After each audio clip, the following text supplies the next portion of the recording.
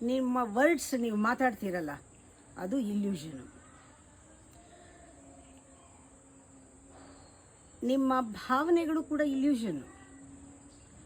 ನಿಮ್ಮ ಆಲೋಚನೆ ಇಲ್ಯೂಷನ್ನು. ಯಾಕೆ? ನಿಮ್ಮ ಮೈಂಡ್ ಇಲ್ಯೂಷನ್. ಮೈಂಡ್ ಸಂಕುಚಿತವಾಗಿದ್ದಾಗ, ಅಹಂಕಾರದಲ್ಲಿದ್ದಾಗ ಎಲ್ಲವೂ ಇಲ್ಯೂಷನ್. ಇಂಥ ಮೈಂಡ್ನಲ್ಲಿ ತೃಪ್ತಿ, ಕಂಟೆಂಟ್ಮೆಂಟ್ ಅನ್ನೋದು ಖಂಡಿತ ಸುಳ್ಳು. ಕಂಟೆಂಟ್ಮೆಂಟ್ ಬಗ್ಗೆ ಮಾತಾಡಬಹುದು, ಶಾಂತಿ ಬಗ್ಗೆ ಮಾತಾಡಬಹುದು, ಇರೋಕ್ಕಾಗಲ್ಲ. ಯಾಕೆಂದರೆ ಮನಸ್ಸು ಆ ತೃಪ್ತಿನಲ್ಲಿ ಇರೋಕ್ಕೆ ಬಿಡಲ್ಲ. ಅದರ ಸ್ವಭಾವ ಅದು. ಯಾವಾಗ ಕಂಟೆಂಟ್ ಆಗಿರ್ತೀವಿ ಅದು ಮನಸ್ಸು ಸತ್ತೋಗ್ಬೇಕಾಗತ್ತೆ. In no mind you are contented. ಆ ಮನಸ್ಸೇ ಇಲ್ಲದೆ ಇದ್ದಾಗ, ಅಮನಸ್ಸಾದಾಗ ನೀವು ತೃಪ್ತರಾಗಿರ್ತೀರ. ತೃಪ್ತಿಗಾಗಿರೋನು ಐಶ್ವರ್ಯವಂತ, ಶ್ರೀಮಂತ. ನನಗಿದು ಅನುಭವಕ್ಕೆ ಬಂದಿದೆ. ಯಾಕೆ ಅಂದರೆ,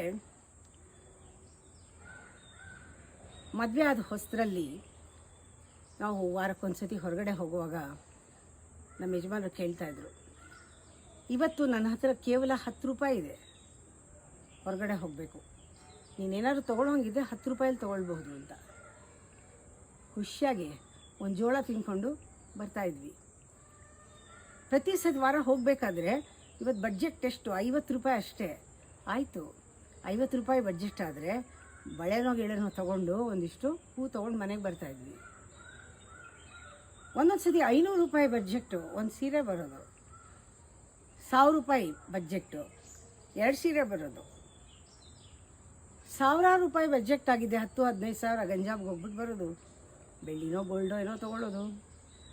ಹೀಗೆ ನಮ್ಮ ಬಡ್ಜೆಟ್ ಏನೋ ತೃಪ್ತಿಯಾಗಿ ಆ ದಿವಸ ಅದು ತೊಗೊಂಡು ಬಂದಿದ್ದು ಜ್ಞಾಪಕ ಇದೆ ಚೆನ್ನಾಗಿ ನನಗೆ. ಆದರೆ ಇವತ್ತು ಯಾವತ್ತೂ ಒಂದು ದಿವಸ ಏನೂ ಇಲ್ಲ ಅಂದಾಗ, ಹೊರಗಡೆ ಹೋಗ್ಬೇಕು ಇವತ್ತು ಏನೂ ಇಲ್ಲ ಅಂದಾಗ, ಅಟ್ಲೀಸ್ಟ್ ಒಂದು ಮೊಳ ಮಲ್ಲಿಗೆ ಹೂವು ಆದ್ರೂ ನನಗೆ ಸಿಕ್ಕಿರೋದು.